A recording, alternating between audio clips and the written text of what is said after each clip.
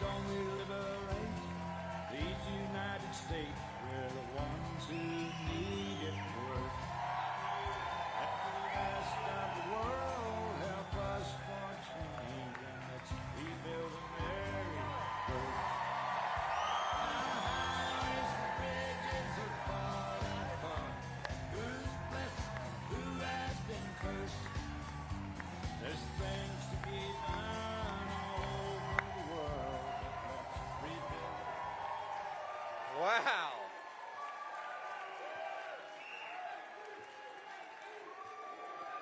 God.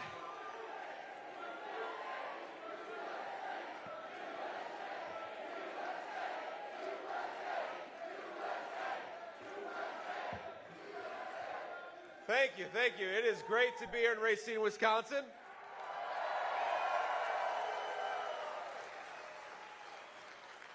But it's going to be even better in 8 days because I think we're going to win the state of Wisconsin and make Donald Trump the next president of the United States. Now, we have a lot of incredible people helping us. I know we've got a lot of folks, just volunteers, just in this room, but I want to give a special shout out to a couple of people. In particular, you guys are very lucky in the state of Wisconsin to have a great United States Senator in Ron Johnson. Ron, where are you?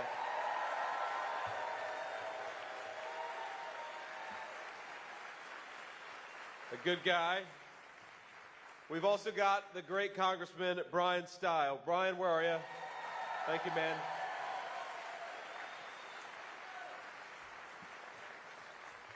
And last but certainly not least, the beautiful Usha Vance. Thank you, honey, for being here.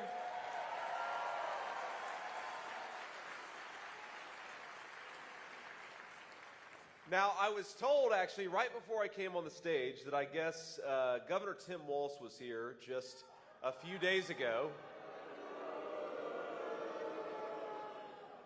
And they had, apparently they thought he was going to have 300 people, but he only had 200. That's too bad for Tim.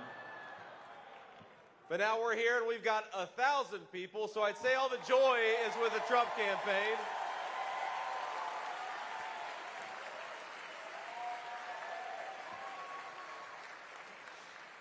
Now, why, of course, we ought to ask ourselves, why is the joy with the Trump campaign? And I think there's a couple things that we have that they don't. First of all, I'm actually proud of my running mate's record, and Tim Walz is ashamed of his running mate's record. That's one big difference. But I figured out, I think that the thing that we're allowed to do on the Trump campaign that they wish they could do on the Harris-Walz campaign is just tell the truth to the American people.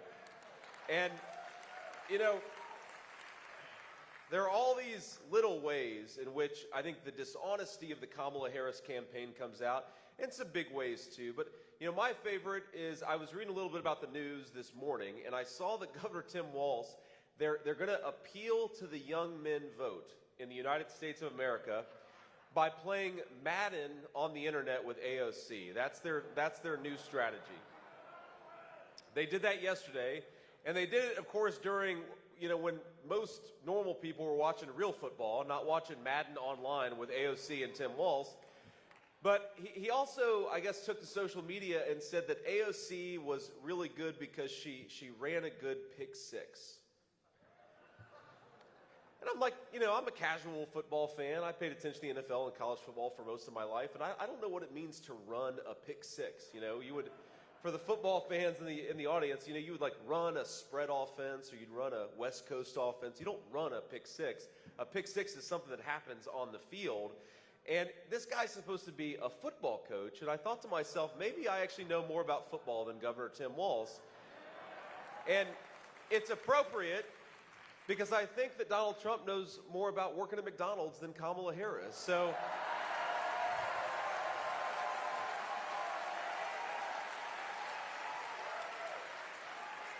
now those are the little dishonesties that they tell about their past, but of course there's some big dishonesties that are at the heart of the Kamala Harris campaign. And the number one most important dishonesty is that she has nothing to do with what's been going on in the United States of America for the last 3.5 years. Kamala Harris would have us all believe that she was nowhere near Joe Biden, that she's had nothing to do with Joe Biden, that she doesn't even know what Joe Biden looks like, even though She has been the sitting vice president for the last 3.5, 4 years, and she used to brag that every major decision of the Biden administration, she was the last person in the room. And of course, not sometimes just the last person in the room, but we know because we can check the record that Kamala Harris cast the deciding vote on trillions of dollars of new spending. And what happened when we spent all that money? Groceries, gas, housing became less affordable. When the government prints money and spends money that it doesn't have, all of us pay that terrible hidden inflation tax, and we have Kamala Harris to thank for it. And so it takes a special audacity, a certain shamelessness that I think can only come from a true career politician for her to stand up in front of the American people and say things like, on day one, I'm going to tackle the affordability crisis that's affecting American families. Or she'll say, on day one, we're going to make the border more secure. And I think all of us with an ounce of common sense are saying, Kamala, day one was 1,400 days ago. What have you been doing that whole time?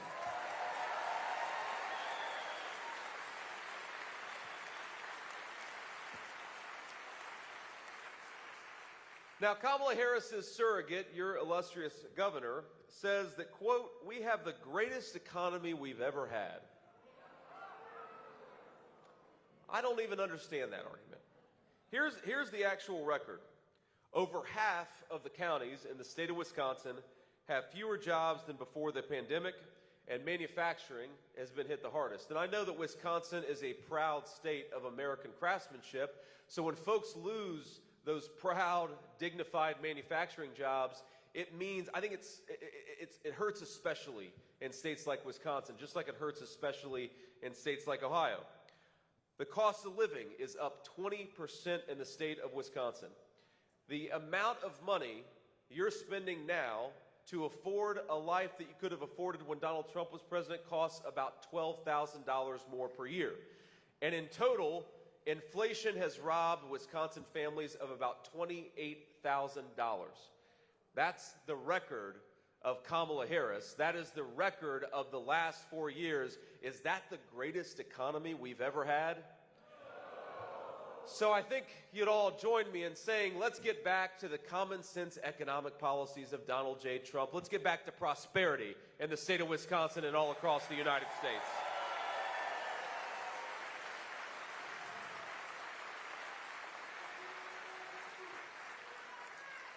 Now, we could go through a lot of other problems of Kamala Harris's economy, but it's not just that Kamala Harris has a terrible record, it's that Kamala Harris doesn't even know how to talk about what she wants to do.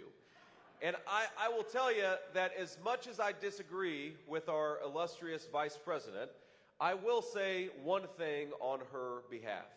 That every time she gives an interview, I think she does me and Donald Trump a big favor. I think we gain about 50,000, maybe 100,000 votes. Because remember, as much as she tries to run away from Joe Biden, as much as she tries to run away from all of the disastrous policies the last 4 years, occasionally Kamala Harris will make the mistake of telling the truth. And it usually will come up in the forum of one of these softball interviews. I don't know if you've seen Kamala Harris. She does not that many hard interviews. I think she's only done one maybe since the entire campaign started. And of course, you know, me and Donald Trump, we go everywhere. We talk to everybody because the people who want to lead you ought to go out and earn your vote, not be expected to just be given your vote. I think that's common sense.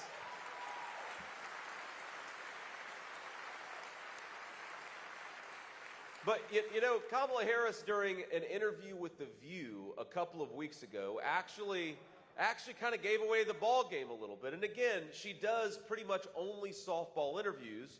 But the problem with a softball interview is that you've still got to be able to hit a softball.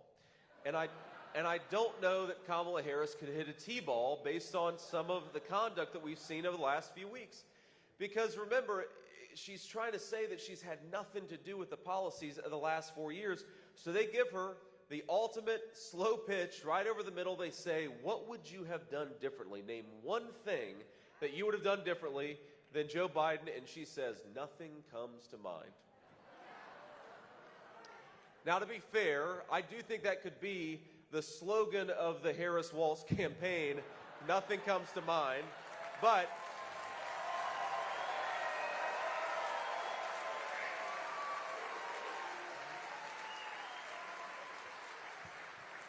But there's a serious truth behind it, which is that if you can't name anything different that you would have done over the last 4 years, then how can you run on being the candidate of change? How can Kamala Harris stand before the American people and claim that she is going to fix the affordability problems that she herself caused? How can she say that she's going to secure the border when she herself opened the border? How can Kamala Harris say that she's going to bring peace back to the world when it's her weakness on the world stage that has invited chaos and war to break out all over the globe? And the answer, my friends, is that she can't. So in 8 short days, I'd like you to help me and join me in saying you're fired to Kamala Harris. Go back to San Francisco where you belong.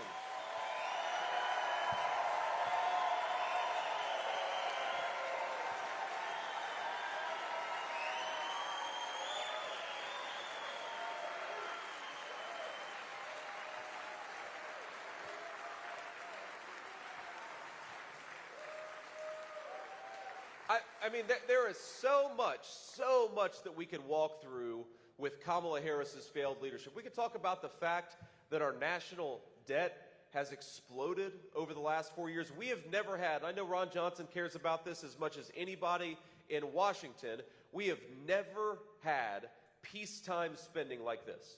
You know, usually when you have a government spending like a drunken sailor, they at least have the excuse of a war.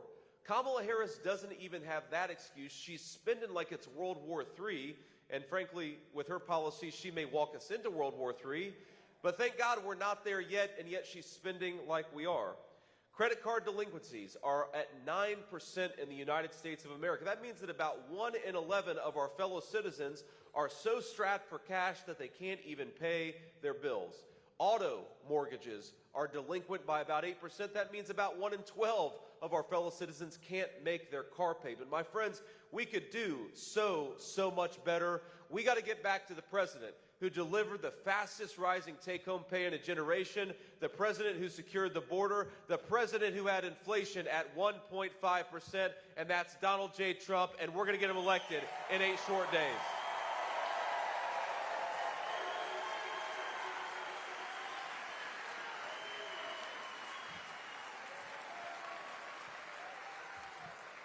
Now, of all the issues that we could talk about, you know, I think we believe in the common sense principle that our schools ought to educate our children and not indoctrinate our children, right?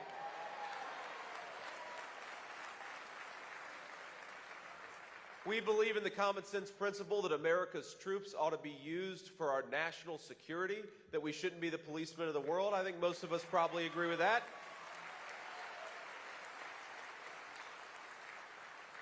But there is one issue, I think, above all others, where Kamala Harris has represented such a radical departure from the successful policies of Donald J. Trump, and that is at the border. And what a disgrace what's going on at the American southern border. You know, when I became the vice presidential nominee, one of the first trips that I made to Wisconsin, I talked to a lot of local police officers and sheriffs, and they told me that they had recently arrested a Mexican drug cartel member an hour north of Milwaukee, Wisconsin. Almost hard to believe, and yet we have, all over the beautiful state of Wisconsin, we have drug cartel members who are selling fentanyl into our communities, who are committing violent crimes, who are sex trafficking minor children into our communities, and they're doing it because Kamala Harris rolled out the red carpet for the worst people in the world. And I think that we could do so much better with just a very, very simple principle. That if you came to this country illegally over the last 4 years, our message is very simple. Pack your bags, because in 3 months you're going back home. And if you do that,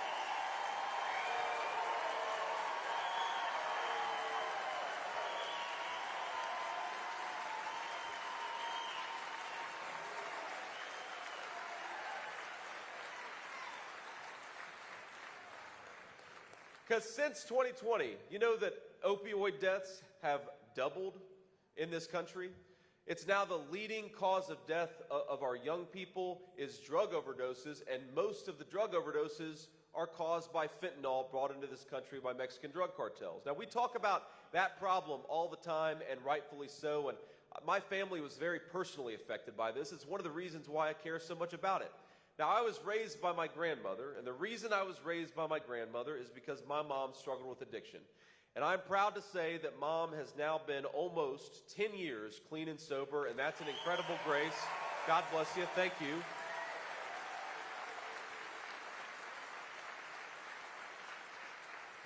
But I can't help ask myself, what if 15 years ago, when Mom had an overdose and I was a young kid praying by her bedside, hoping that she would wake up, what if she had taken what Kamala Harris has let come into this country over the last few years?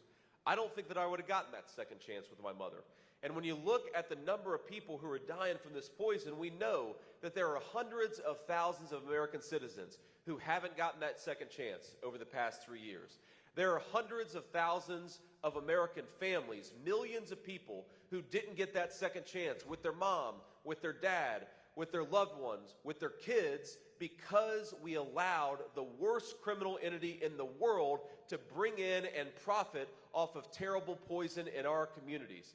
We are doing something to this country that is totally unforced and that is totally unnecessary, and it is going to stop when Donald J. Trump is back in the White House.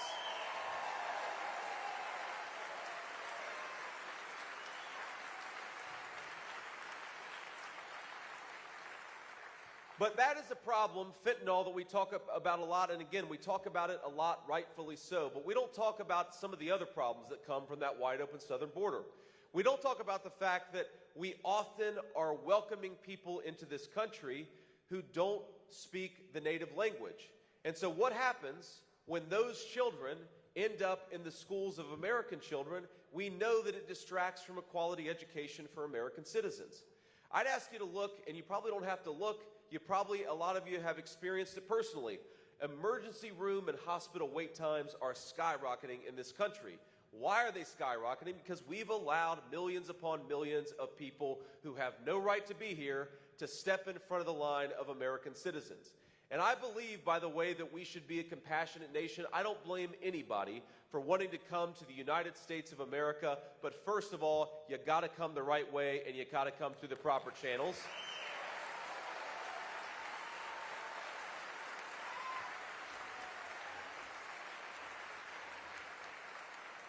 And second of all, and this is very, very important, you know who I do blame? I blame Kamala Harris and her open border. So let's say to her in 8 days, you're fired. Get the hell out of there. We want somebody who actually cares about America's citizens. Compassion is a very good thing, my friends, and I believe that we are a compassionate and generous country. In fact, I believe that we are the most compassionate and the most generous country in the history of the world. But our compassion and our generosity must start with our fellow Americans, our fellow citizens. That is where our leaders should focus, especially given how screwed up the world is in 2024.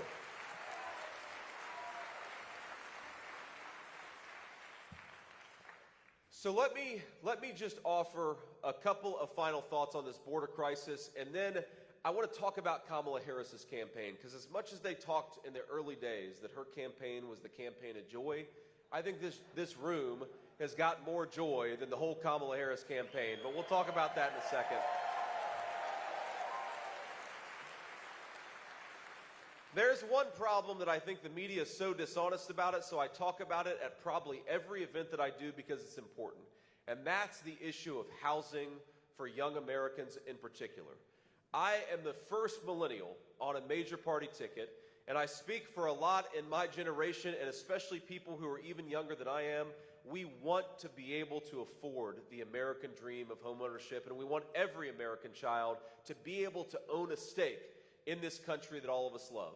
But because of what's happened to housing prices, we have a whole generation of American citizens who are looking to the future, wondering whether they're ever going to be able to start a family or ever to be able to buy a home. Housing prices under Kamala Harris's leadership have risen over 40%, and of course, in a lot of communities in Wisconsin, they've risen a lot more than 40%. That is a disgrace. To do that to our young people, to tell them they're not going to be able to own a home in the country that their parents and grandparents built, we have got to do so much better. And here's how we're going to do it. Because there are two things that we've got to do to make the American dream of homeownership affordable again. Number one, We got to lower interest rates and build more houses. It's very simple. If you go and buy a house right now, mortgage interest rates are as high as they've been in probably 30, 40 years in the United States of America. And not to mention that, but we're not building enough homes. You know, think about this. Our ancestors went to the moon with pocket calculators and slide rules, and thanks to Kamala Harris's overreaching government, we don't make enough homes for our own citizens. We used to make rockets that went to the moon. Now we don't build enough homes. That's a terrible, terrible reflection of our current leadership. But the honest and hard truth, and this is what the media doesn't talk about enough, is that no matter how many homes that we build, if we don't ensure those homes go to American citizens, housing prices are always going to be unaffordable for the American people. And when you bring in 25 million people who have no legal right to be here, and you put them in homes that ought by right go to American citizens, you are stealing the American dream of homeownership from our people.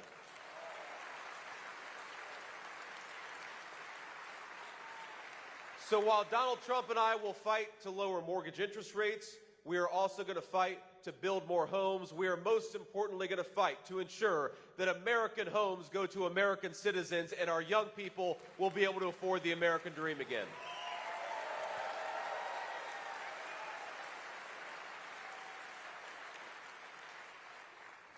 So let's talk just a little bit about Kamala Harris's campaign, because I don't think it's going so well, my friends. But here's the thing is, she doesn't have a plan to run on. She doesn't have a record to run on.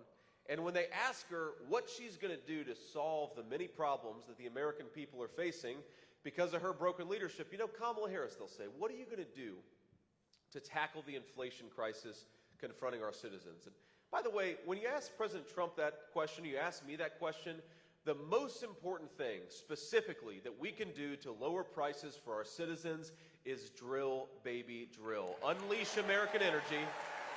And that is the most important thing. Now, because think about this. If a truck driver who delivers the groceries to the grocery store is paying 45% more for diesel, then all of us are going to be paying more for groceries. Or if the guy who delivers the lumber and the building materials to a job site is paying 40% more for gasoline, then all of us are going to be paying more for the homes that get built at that job site. So the most important thing we can do is just unleash America's energy workers, and Kamala Harris is proposing to do the exact opposite, which is probably why, when they ask her what her specific plan, what does she want to do, no slogans, to solve the inflation crisis for the state of Wisconsin and the American people, she'll say, well, I grew up in a middle-class family. And I'm sitting there watching going, wait a second, you didn't answer the question. What are you going to do for those middle-class families so they can afford groceries and housing again? And if you don't have a specific answer to this question, you belong nowhere near the Oval Office of this country.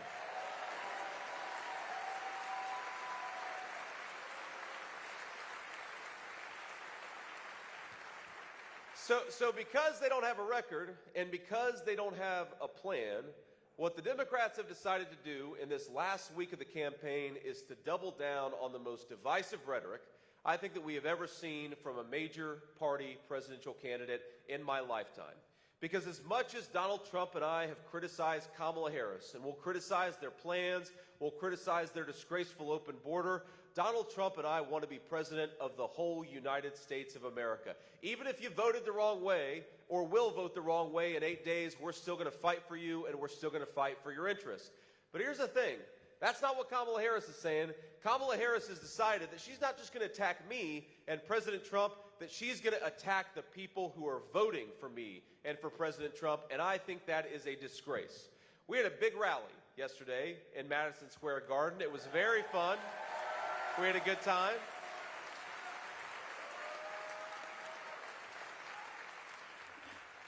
We got on the campaign plane today because, you know, we had a good time. We had a good time after the rally, but because my kids wake up really early, we all left for the airplane around 6:30 this morning, and I got on my plane and I looked at my staff and I said, man, you all look like hell.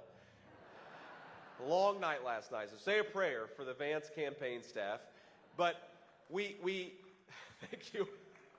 But we get on the plane, and I realize that Kamala Harris called the great patriots from every walk of life, from every faith, from every creed, from every background, white, black, and everything in the middle, 100,000 patriots, at least, between those that were inside of Madison Square Gardens and those that were outside, and she and her running mate are calling it a fascist rally. They're comparing it to a Nazi rally from 100 years ago. Go look it up. That's what they're doing. Now, it's absurd for a whole host of reasons. But you know one of the reasons it's most absurd is because the proud patriots, I imagine that nearly every person in this room has a relative who served in the Second World War. Our families actually went and defeated the Nazis. To call us Nazis is a disgrace. But I think it's extra ridiculous when you compare what Kamala Harris is actually running on versus what President Trump is actually running on. So I want you to look at this photo. I actually looked at this photo this morning, and we got some screens up here. So this is just something I Googled. I Googled troops landing at Normandy or something like that, and this is what comes up. Now, when these guys were fighting the actual Nazis back in 1944, I wonder what they would think about the Kamala Harris campaign and her policy proposals such as they are. Do you think that those men who saved a continent, and I would say saved the world for freedom and liberty, do you think that they were fighting to open the southern border of their own country? Because I don't. Do you think that those men were fighting for taxpayer-funded sex reassignment surgeries for illegal aliens? I'd like Kamala Harris to go back in time and hop on that boat and say that she wants taxpayer-funded sex reassignment surgeries for illegal aliens. And I'd like to hear the response of those brave men. Because I'll tell you, you got to be very precise with political language, okay? And so I decided to look up what is the exact phrase that I would use for a person who thinks those brave men were fighting for what Kamala Harris is fighting for today. And I looked in the dictionary, I thought very hard about it, and I came up with the perfect term. If you think those brave men were fighting for an open border and sex change surgeries for illegal aliens, the proper term for you is dipshit. And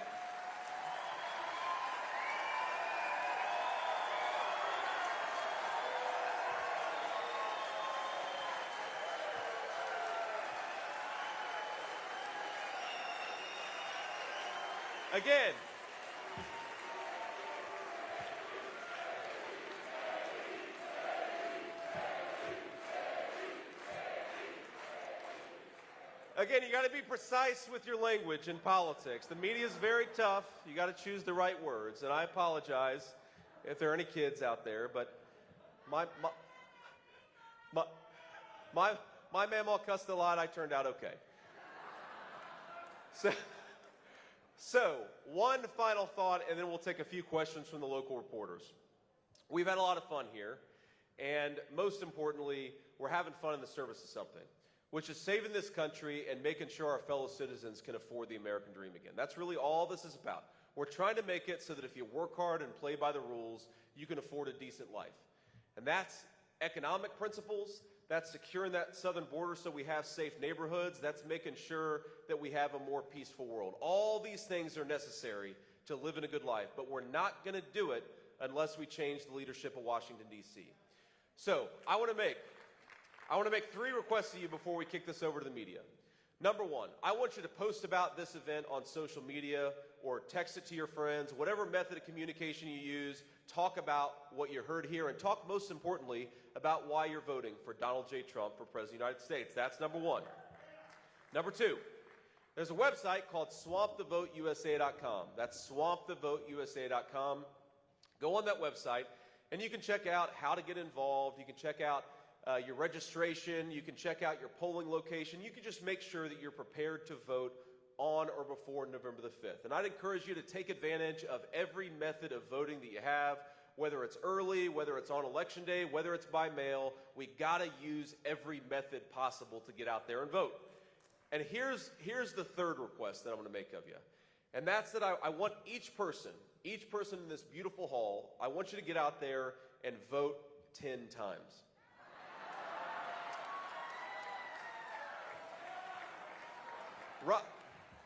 Ron just shot me a look. He said, we're Republicans. We only vote once. Here's the way you're going to vote the legal way 10 times is you're going to take yourself to the polls and take 9 of your friends and family with you. And I want every person to make sure that happens by Election Day.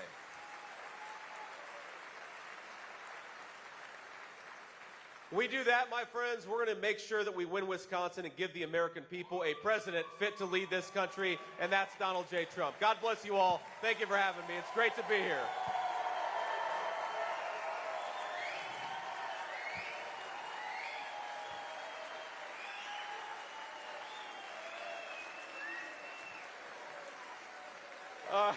All righty. Let's take a few questions from the reporters before we hit the road. Senator Vance, thank you so much for taking my question. Jason Calvi, FOX 6 Milwaukee. Appreciate your time. At the Madison Square Garden event last night, you were there. A comedian said that Puerto Rico was a floating island of garbage. Your thoughts on that? Well, my thoughts on that is, first of all, I didn't hear it when it happened. A comedian told a joke, and I don't think that's news worth making. I think what is news is that Americans can't afford their groceries because Kamala Harris has been a terrible vice president. And that's what the American people are interested in, and that's what the American people and the American media should focus on.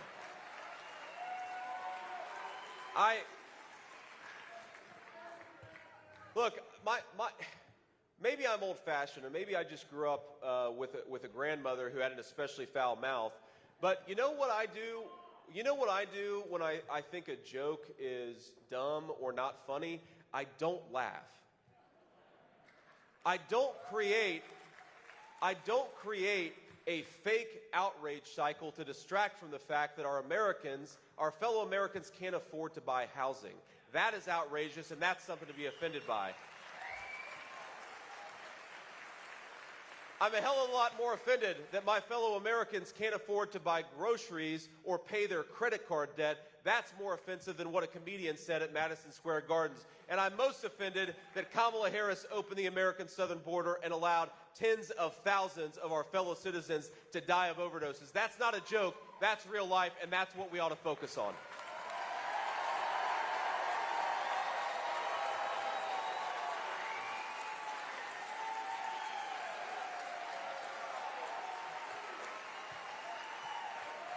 Thank you. Next question.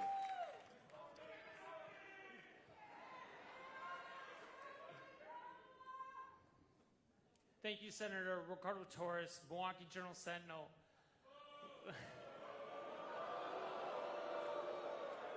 Last Friday, Senator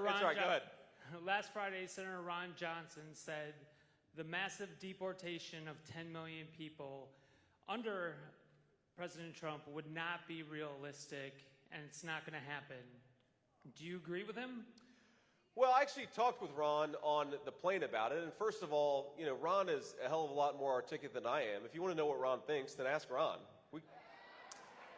But what I think and what President Trump believes is that, number one, we've got to stop the bleeding. That's the most important thing, is we've got to stop we've got to stop the large inflow of illegal immigration in the first place. And you do that by building the wall, re-implementing deportations, and stopping the ridiculous catch-and-release policy of Kamala Harris. So you got to stop the bleeding first. And then you got to ask yourself, what do you do, of course, with the millions of illegal aliens that are already here? And look, I think that you start, of course, with the violent criminal migrants. You've got 425,000 people in this country who are violent criminal migrants. That's more than double the size of the United States Marine Corps. You start with them and get them out of our country on day one, or as close to it as possible.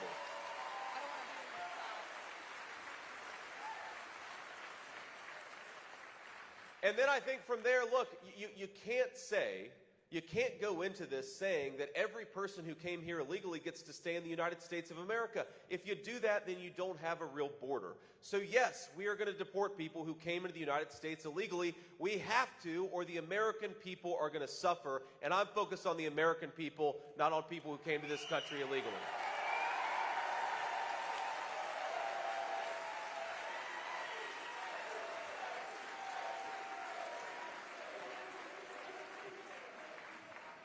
And just practically, there are a couple of things that you can do. First of all, we ought to make it harder for illegal aliens to work in the United States of America. We want people who are working, but legal. We want legal residents and citizens to be working in this country, not illegal labor. And I think that if you do that, combined with some real law enforcement, and by the way, every time I go to a local community, the local officers are telling me we would love to help the federal government with immigration enforcement because they're being overwhelmed.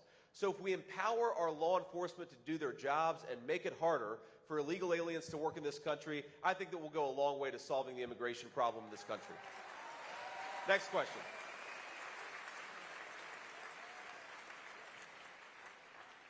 Good evening, Senator Vance. My name is Adam Reif with CBS 58 in Milwaukee. This state was decided by about 20,000 votes 4 years ago, and right. 23,000 4 years before that. Given razor-thin margins expected in a lot of swing states, are you concerned that the comments last night that your campaigns had to distance itself from today, are you concerned that that could tip minority voters in these key swing states? And what is your campaign doing to reach out to those minority communities in these final 8 days?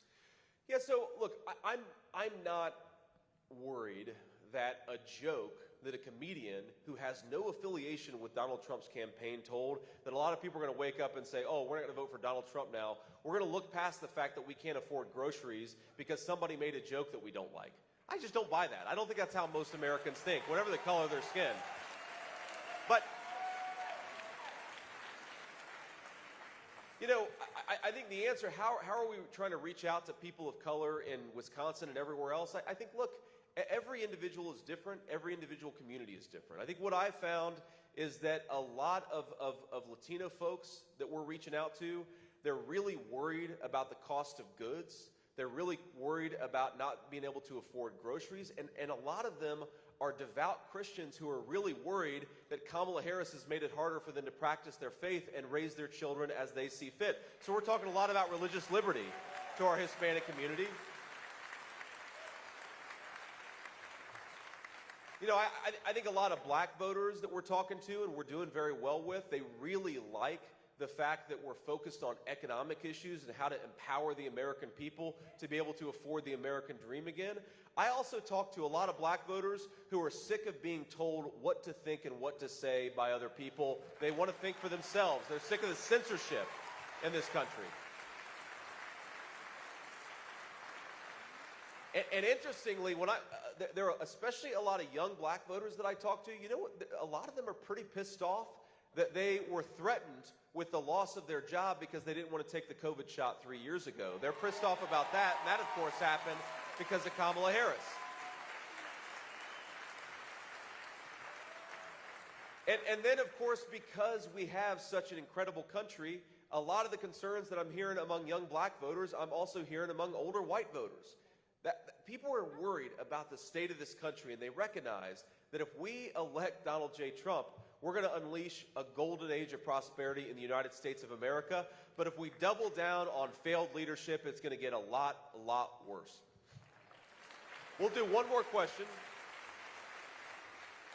I'll hit the road. Hi, Senator Vance. Katrina Kaufman from CBS News. So your campaign has received a number of endorsements from the Muslim community, including on Saturday in Michigan. But last night, Rudy Giuliani made some disparaging comments about Palestinians, saying that Hamas is training 2-year-olds to kill Americans. What is your response to those? Well, first, I mean, the implication is that Muslim Americans are defending the tactics of Hamas. That's sort of the implication of your question. I don't buy that for a second. I think there are a lot of Muslim Americans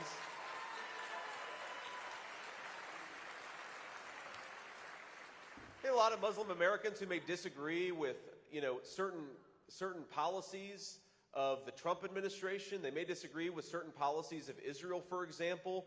But most Muslim Americans, like most Americans, I believe, are good people who want to live in a safe and secure and prosperous country. And they can disagree. Look, we can disagree on issues, but I just don't buy the idea that Muslim Americans are sitting out there thinking, well, we're super pro-Hamas. I think that the reason they're coming behind Donald J. Trump, and it's interesting, because I think for the first time in this country's long history, of course, the Middle East has been a basket case for 50 years. I think you can make a really good argument that whether you're a Jewish American who's very pro-Israel, and to be clear, I'm a pro-Israel guy, or whether you're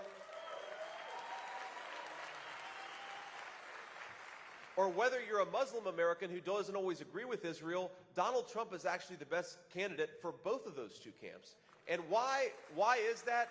Because Donald Trump is the candidate of peace through strength, and Kamala Harris is the candidate of war and chaos.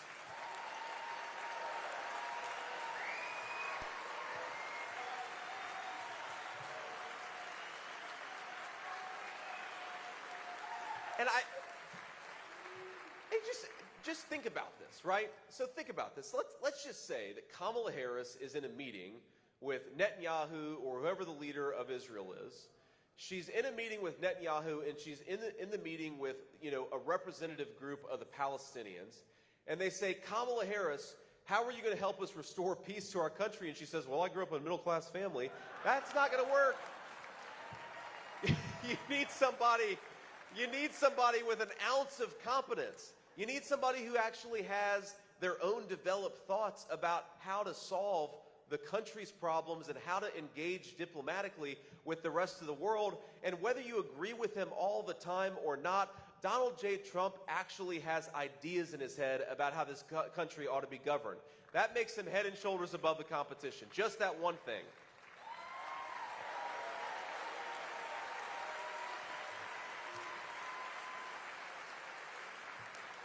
So let me leave you with this final thought here, and it's very simple. If you think about what this election is about, you don't have to agree with me on every issue. You don't have to agree with Donald J. Trump on every issue, but think about the big tent coalition that we've assembled. On the right, we've got people like Brian Kemp, Nikki Haley.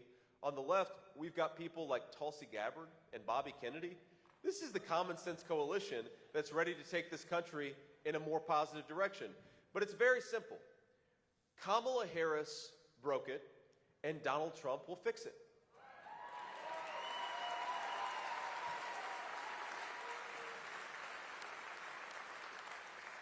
Think about this. Kamala Harris opened the border. Kamala Harris broke the border, and Donald Trump will fix it by closing it down.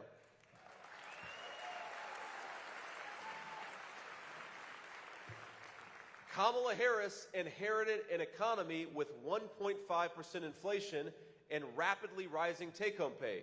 Kamala Harris broke that, but put Donald Trump back in there and he'll fix it.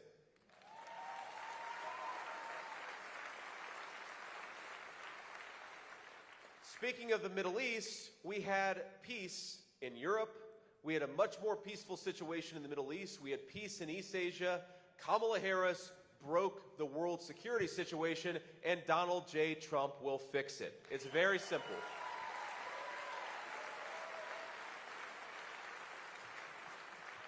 I have learned more about the greatness of the United States of America in the past 3 months than I think I could have ever hoped to learn in a lifetime. And I've learned that by going out to places like this, talking to our fellow citizens, realizing that we have a generosity of spirit in the United States of America that I think is unmatched anywhere in the world. We have the best natural resources, the most beautiful country anywhere in the world. The only thing that is broken about the United States of America is Kamala Harris's failed leadership. Let's fix that on November the 5th. God bless you all. Thank you. Thank you for having me, and let's get our guy on the finish line. Thank you.